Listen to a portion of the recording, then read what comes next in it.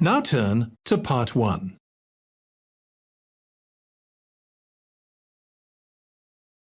Part 1. You will hear a man phoning a London tour agency to ask about tours around London. First, you have some time to look at questions 1 to 5.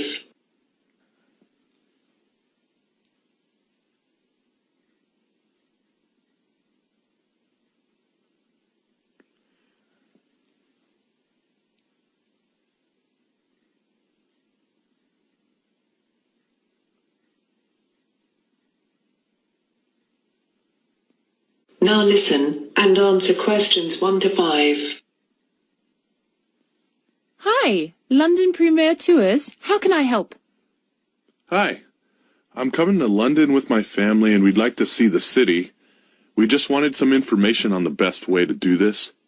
Okay, I'll see if I can help. Firstly, when are you coming and for how long? Let me see, we're leaving the U.S. at the end of June. We're going to stay with friends in Oxford for a week, so we'll arrive in London around the 10th of July. It will just be for a few days as we fly to Paris on the 13th of July. And how many people? I'm coming with my sister and our parents. And do you know what kind of things you want to see when you are here? Is there anything in particular? Not really. We just want to see the main sights, Historical places, I guess. The places that London is famous for. Well, as you only have a short amount of time, the best way to do that is probably by a bus tour. The tour costs £29 for adults and £14 for children for the day. What time does it start? Well, basically the ticket is valid for the whole day. The first bus is at 7 a.m., but buses depart every 20 minutes throughout the day up until 4 p.m. 6 p.m. It's summer now, so the buses run later. So you can start and finish whenever you want within those times. So do you have to stay on the same bus the whole time? No, it's a hop-on, hop-off service, so you can get off at whichever stop you like. You can then stay there as long as you like and then get back on another bus when it arrives. Oh, okay. I see what you mean. Before you hear the rest of the conversation, you have some time to look at questions 6 to 10.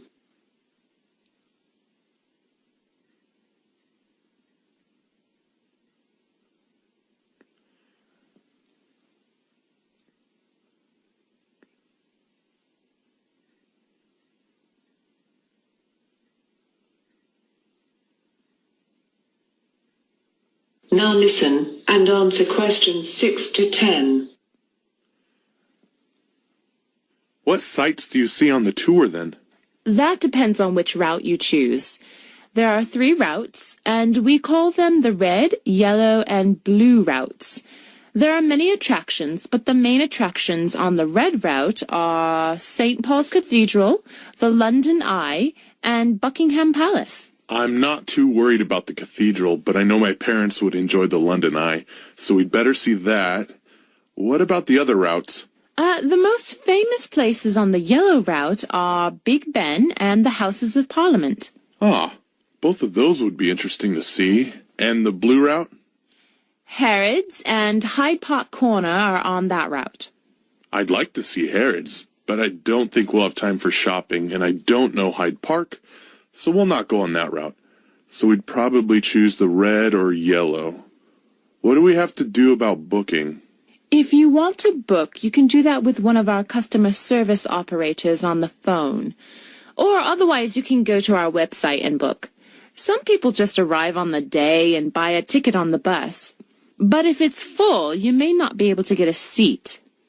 Probably best if we book in advance then, so I'll do it on the internet in a few weeks when we know exactly what dates will be there. Okay. Well, it can get very busy in the summer, over the 3 months of June to August, so it's probably best to book at least a week before you come. But you still have about 6 weeks before you leave, so you have plenty of time to think about it. Okay, thanks. You've been a great help.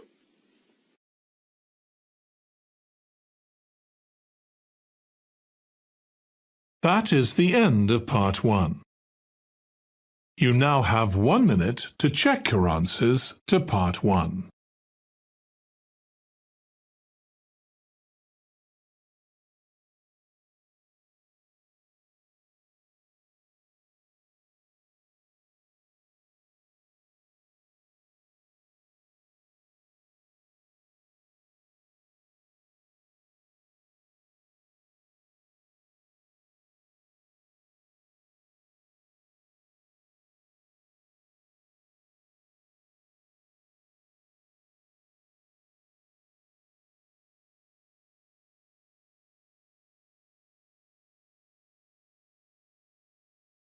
Part 2.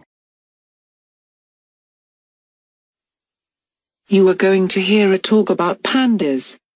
First, you have some time to look at questions 11 to 14.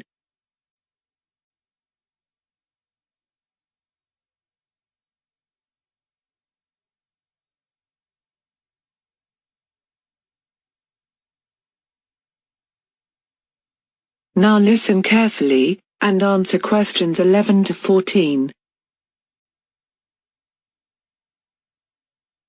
Okay, I'm here today to talk to you all about the panda. It is a species of bear that is under great threat from the damage that humans are doing to the places where they live. The panda is a peaceful animal that has a black and white coat and is loved around the world. It is a distinctive symbol of China. And the panda has also been the logo of the WWF, that's the Worldwide Fund for Nature, since it was set up in 1961. It is a member of the bear family. They live mainly in bamboo forests high in the mountains of western China.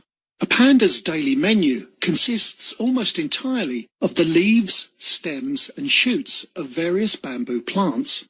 Bamboo contains very little nutritional value, so pandas must eat 12 to 38 kilograms every day to meet their energy needs. Newborn pandas are about the size of a stick of butter, so that is really small. But they can grow up to 330 pounds as adults. They are dependent on their mothers for the first few months of their lives.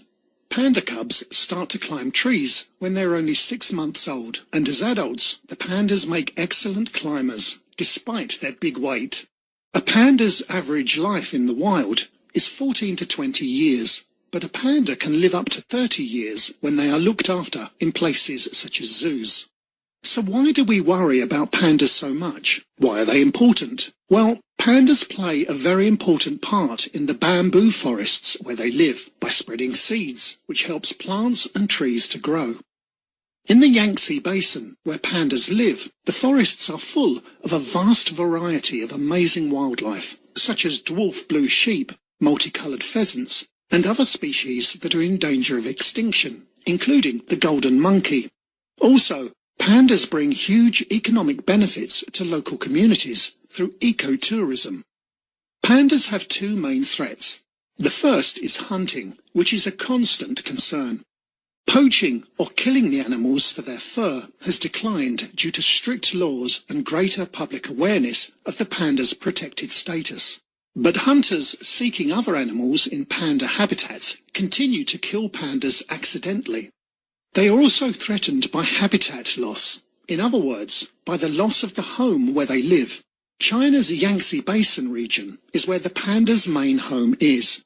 But this area is an important economic region for this booming country, so roads and railroads are being built, and these are increasingly destroying the forest. This means that panda populations get separated, and so they can't find a partner to mate with and have babies. Destroying the forest also reduces pandas' access to the bamboo they need to eat to survive. Now, you have some time to look at questions 15 to 20.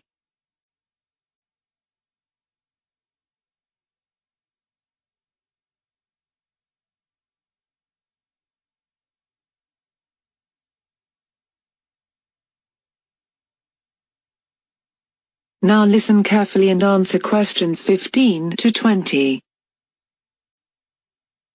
So what is being done to protect the panda? The Chinese government has established more than 50 panda reserves. Reserves are places in the wild where animals are protected. However, only around 61% of the country's panda population is protected by these reserves. The WWF is also playing a big part in protecting the panda. The idea for the WWF logo came from Chi-Chi, a giant panda that had arrived at London Zoo in 1961, the same year WWF was created. The people who set up the WWF were aware of the need for a strong symbol that everybody around the world would recognise. They agreed that the big, furry animal with her cuddly, black-patched eyes would make an excellent logo. This has helped to encourage many people to help support the panda. Controversially, a well-known television presenter called Chris Packham, who has hosted programmes about animals for many years on British TV, said pandas might not be worth saving. He explained that pandas are extraordinarily expensive to keep going. We spend millions and millions of pounds on this one species, but much less on others. He argues that it would be better to take all this money we spend on pandas and look after other natural places such as rainforests around the world. He says we have to accept that some animals are stronger than others. The panda is a bear that eats a type of food that isn't very nutritious. It gets diseases easily, and it's very difficult to breed. He thinks that extinction is very much a part of life on Earth, and we're going to have to get used to it in the next few years because climate change is going to result in all sorts of animals disappearing. However, I don't agree with him. The panda is quite a weak animal, but this is not why it is going to die or become extinct. When he says that if you leave them be, they will die out, that's simply not true. The reason it is in danger is because of the damage that humans are doing to the forests that they live in.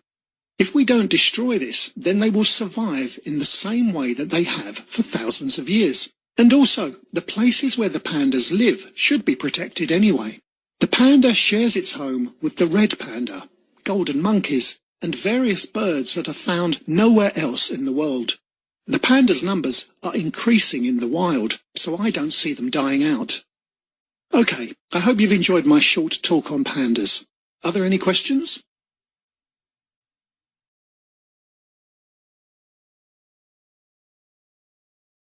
That is the end of part 2. You now have 30 seconds to check your answers to part 2.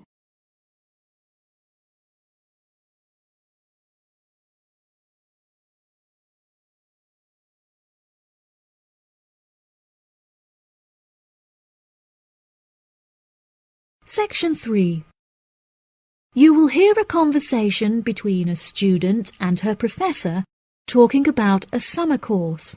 First, you have some time to look at questions 21 to 24.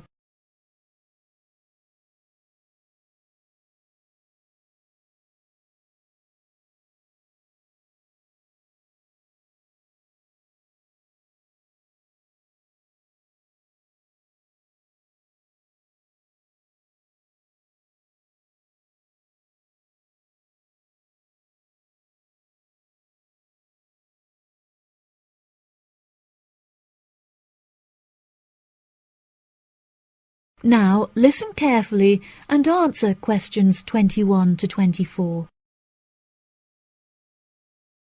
Hello, Mr. Thompson. May I speak to you for a minute? Of course. Please come in. I'm Alexandra Jones. I'm studying sustainability here at the university, and I heard about the summer course that you offer every year. I was considering joining the course and wanted to ask you some questions about it. Yes, of course. Please fire away. Has the course been effective in improving the environment? Yes, absolutely. We have seen great results. Last year we planted a small field of trees, and we have been measuring their oxygen outputs to see the benefits that they have provided to the environment. Since we were regulated by law last month, we are now able to hugely enhance our efforts. Our current goal is to introduce a lot more tree species to the plot so that we can establish a complex habitat and compare the benefits of each species. In order to do this, we need to get a lot more students involved in the project. So I am very pleased to hear about your interest. Well, the project sounds fascinating. I would definitely like to be involved. Absolutely. Over the years, we have received funding from private investors and from selling shares. But the biggest improvement in our research came from a government fund that we received in the first year. This has greatly improved the organization, and we have since won prizes for our research. Wow, how impressive! Yes, it is of the utmost importance to our organization that we find a way to repair the terrible damage that has been done to the environment by the human species. This is no small undertaking, and our resources still need management, but from reports taken of our studies, We have found that teachers and students have greatly benefited from field trips to the tree plantation. Yes, I visited the plantation myself on a field trip 2 years ago, and I found myself greatly impressed by it. We have received a lot of feedback from visiting groups, telling us how impressed teachers, researchers and students alike have been during their visits. Due to the educational facilities that we have carefully structured, I know that the visits are useful and engaging for students, and that their experience is particularly special. Before you hear the rest of the conversation, you have some time to look at questions 25 to 30.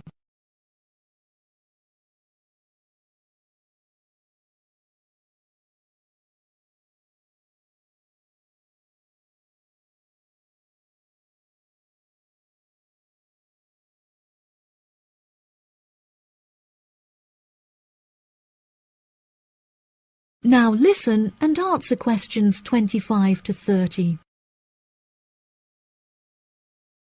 So, what is the particular focus of the organisation and the reports that it provides? I am personally very interested in soil erosion, so I knew that I definitely wanted to focus some of the report on this area. Before I set up the organisation, I looked up information on what areas were currently being researched, and I found that there were already studies into air pollution and water pollution. I obviously wanted to find a unique area to research, and so these were no good.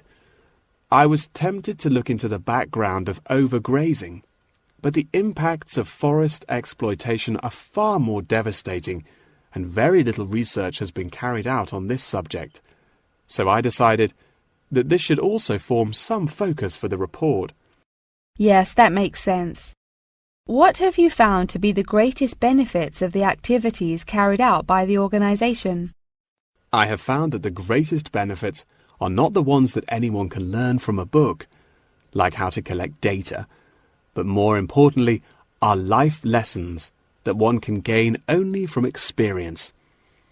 Students who have partaken in the summer course have massively enhanced their confidence, which will prove invaluable for the rest of their lifetime. The people who partake in the summer course already know the importance of environmental protection, so it is not important that we spend time teaching them this. Students instead benefit from learning the importance of punctuality, as each day they have to wake up early to make sure that they are not late for their practical experience sessions. If I decide to attend the summer course, what will I be doing for the rest of the time when no activities are going on? Well, we unfortunately don't yet have a library on site, so you would be unable to read reference books, although you are obviously welcome to bring some books of your own with you. We offer a range of fun hobbies, such as games and painting, for students to participate in outside of their classes, so you could participate in one of these activities. We do not offer tutorials outside of the scheduled classes. However, you are free to interview teachers and ask them any questions you may have about the research. Well, the course sounds fantastic. I would definitely like to participate during the summer. Thank you so much for your help. No problem at all. Here is a form with all of the details. I look forward to seeing you there. That is the end of section 3. You now have half a minute to check your answers.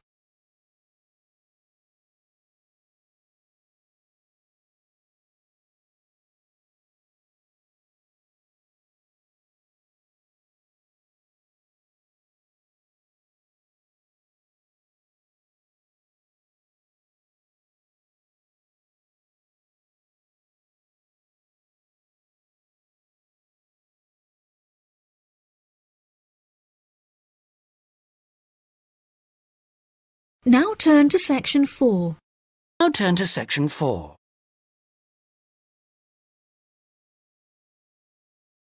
Section 4. You'll hear a lecturer talking about the meshing of sharks in Australia. First, you have some time to look at questions 31 to 40.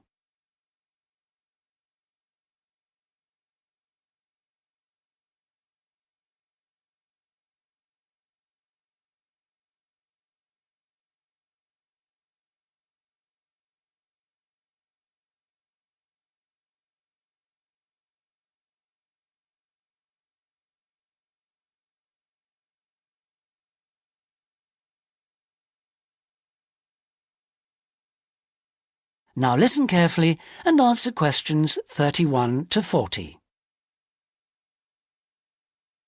Today we're going to look at one of my favourite fish, the shark. As you know, sharks have a reputation for being very dangerous creatures, capable of injuring or killing humans. And I'd like to talk about sharks in Australia.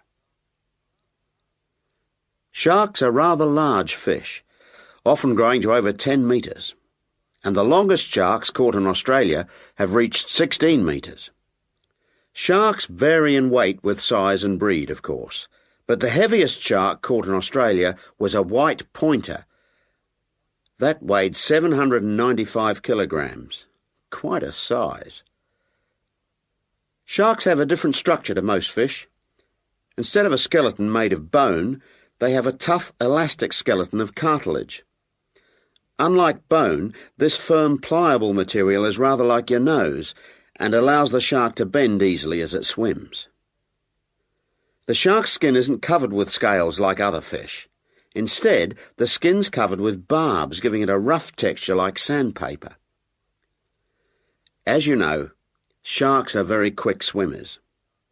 This is made possible by their fins, one set at the side and another set underneath the body, and the tail also helps the shark move forward quickly. Unlike other fish, sharks have to keep swimming if they want to stay at a particular depth, and they rarely swim at the surface. Mostly they swim at the bottom of the ocean, scavenging and picking up food that's lying on the ocean floor. While most other animals, including fish, hunt their prey by means of their eyesight, sharks hunt essentially by smell. They have a very acute sense of smell, and can sense the presence of food long before they can see it.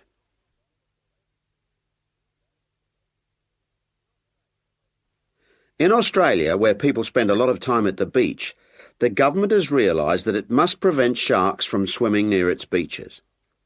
As a result, they've introduced a beach netting program. Beach netting, or meshing, involves setting large nets parallel to the shore.